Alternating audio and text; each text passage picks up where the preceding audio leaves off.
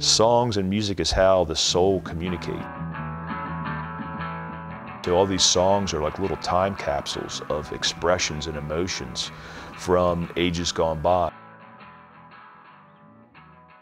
I would like to write a song that 50 years from now, somebody is finding and sharing with somebody else. I'd like to be in 50 years that nugget that I'm finding now digging back into the 60s.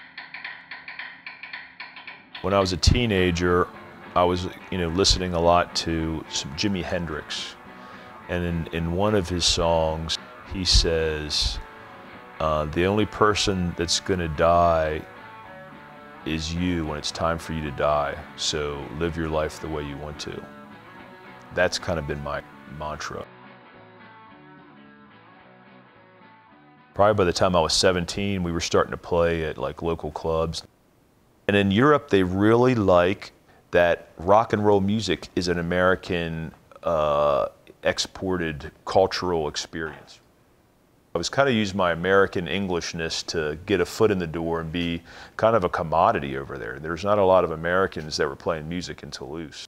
I was living a rock and roll kind of lifestyle when I was in France for 3 years, and a lot of people that I knew thought, well, man, how are you going to join the Army? You'll never be able to do that. That's a completely different way of living and everything.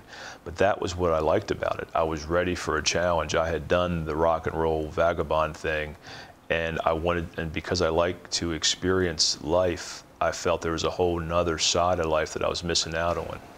So I went down to the recruiters, and I went around to all of the different branches and said, hey, if you're going to pay me to be a videographer, I'll join up. Here I am now at a school where I'm teaching video, and it's a nice 17 years. A friend of mine died, unfortunately, that I used to play music with, and he had cancer and just died. Some friends of mine that were still playing music from before I was in the Army, college era, they were doing sort of a memorial show for this guy.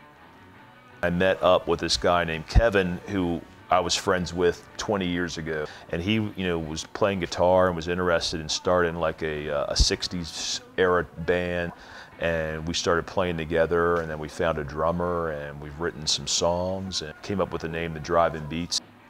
This is really like the last band thing I'm gonna put myself into. I really like working with a guitar player and drummer, so I'm gonna put everything I can into it.